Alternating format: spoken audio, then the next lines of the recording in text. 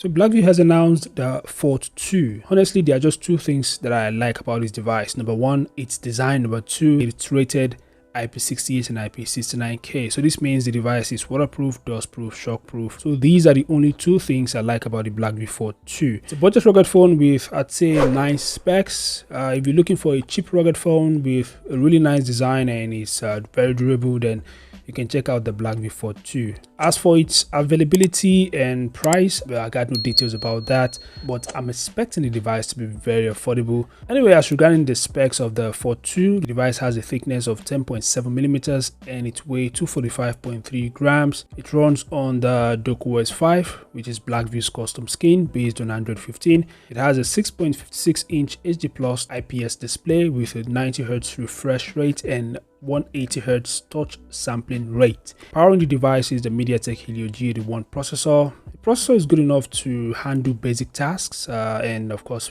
play some lightweight games available on Play Store. In terms of memory, the device has 8GB RAM and 128GB storage. It also has a different variant with a 256GB internal storage, and the storage can be expanded up to 2TB via microSD. The device packs a massive 5000 mAh battery and it supports 18 watts fast charging. I don't know if it supports reverse charging, but it doesn't support wireless charging. Okay.